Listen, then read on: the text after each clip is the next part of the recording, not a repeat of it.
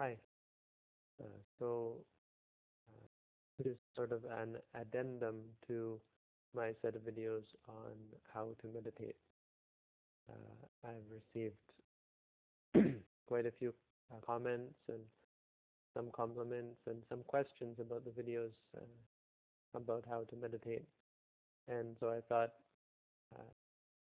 a good continuation of the series would be to answer some questions that people have about the meditation practice once they've started to practice meditation.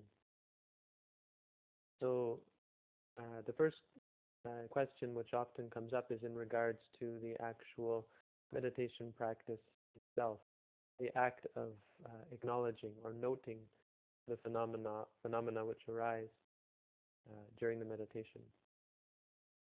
So in the beginning we have meditators acknowledge the stomach as it rises and falls and say to themselves, rising, falling, and people wonder exactly what it means to say to oneself or to note rising and to note falling. The point is to not only be aware of the object, but also to straighten out the mind in regards to the object. Normally the mind considers that the rising and the falling is me, is mine, is the stomach, is my body, and so on. And it does this with everything. We're only taking the rising and falling as an example. Now, when we say to ourselves instead rising, when we say to ourselves falling, we remind ourselves. Sati, the word mindfulness, it comes from the word sati, which means to remember. So we're reminding ourselves that this is only rising, this is only falling. It's not me, it's not mine, it's not good, it's not bad, it's not any number of things which we might judge about it. And we do this with everything in order to keep the mind straight and to keep the mind in line with the ultimate reality of the phenomenon. So the method of doing this is not simply to say the words in your head. First of all, the method of practicing is to say the words in the stomach or at the phenomenon. When the stomach is rising, the mind is with the rising. It's not up in the head, in the brain thinking rising and falling. It's actually in the stomach and the mind is thinking rising, falling, but in the stomach. When there's pain, the mind goes out to the pain and it knows pain, pain, pain, in the pain or at the pain. This is the first important point, is that we're not just to say these words in our head or to say them out loud or to say them at the mouth or to imagine these words arising imprint in our mind. Our mind should be with the object, at the object, and acknowledging there. This is the first point. The second question is whether eventually we don't have to acknowledge anymore, whether eventually we can just go back to just knowing, just watching the phenomena arise and cease. It's possible to do so, but this isn't the practice of mindfulness. The practice of acknowledging, noting, reminding ourselves of the true nature of the phenomenon leads us all the way to freedom from suffering, when the mind lets go of the object. When the mind lets go, of course, there's no need to use the acknowledgement. But until that time, it's necessary to keep reminding and to straightening out the mind in regards to the ultimate reality of the phenomenon. So this is the first question which I thought to answer in regards to the meditation, is in regards to the noting itself.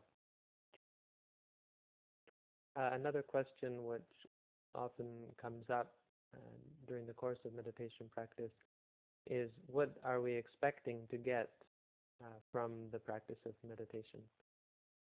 So some people who have pain or aching or soreness expect that through meditation the pain and the aching and the soreness will just disappear. People who think a lot expect that by practicing meditation the thinking will just disappear and these things will no longer come back and they'll be cured of these states once and for all.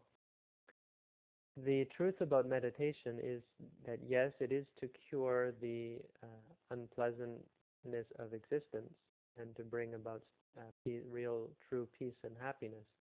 But this is something which comes about not through the disappearance of pain and suffering, but through the acceptance and the disassociation from pain and suffering, and from unpleasant states of existence. So when we acknowledge to ourselves pain, pain, pain, or aching, aching, aching, we're not looking specifically for it to disappear, although sometimes it will disappear through the acknowledgement. Sometimes it won't disappear. What we're trying to understand is that these states inside of ourselves and in the world around us are impermanent. Means they're changing all the time. They're therefore not something which we should look to satisfy us. When they're unpleasant things, we should not try to force them to go away, thinking that we'll be therefore satisfied and content, because they're impermanent. They're unsure when they will come, when they will go. Because they're impermanent, there's no way to find satisfaction from their appearance or disappearance. When we see that, then we let go of them. We disassociate ourselves from them. We don't see them as me, as mine, or under my control. We become comfortable with them as simply a part of nature, something which is not under our control, or not worth trying to force, trying to make disappear or make appear. The same thing goes when we experience thinking, when we find ourselves thinking too much, we find ourselves distracted, or we find ourselves worried, or we find ourselves stressed out.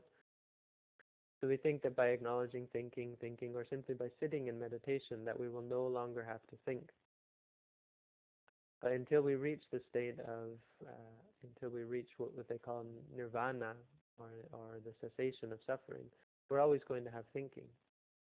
But during the time that we have thinking, when we acknowledge to ourselves thinking, we come to become comfortable, and also to see the causes which lead us to think too much. And we can see the causes of upset, the causes of stress, the causes of worry, and we can come to see that there's no reason for us to get upset, and there's no reason for us to worry, and in fact there's no reason for us to think on and on, again and again, about the same things until finally it leads to a headache. We come to realize that all of this thinking is really getting us nowhere, and we bring the mind back to the present moment, and the mind naturally moves, gravitates back towards the present moment, and moves away from dreaming about the future, or remembering about the past, either good things or bad things which have happened or might happen in the future. So to put it briefly, we come to see that all of the things which we hold on to are impermanent. Because they're impermanent, they're not satisfying. Because they're not satisfying, then we shouldn't say of these things that these are me, these are mine, these are under my control. And as a result of seeing this, we let go. The mind starts to let go, to give up all of the things which it used to hold on to as me, as mine, and try to control and try to force. And the mind no longer tries to force and control the things inside of us and the things around us. This is another question which arises. The point is not for the ability to control the things inside of us and around us, but simply to let go of them and allow the mind to gravitate naturally back to the present moment and back to a state of true peace and true happiness. This is the answer to the questions on the nature of the goal of meditation practice.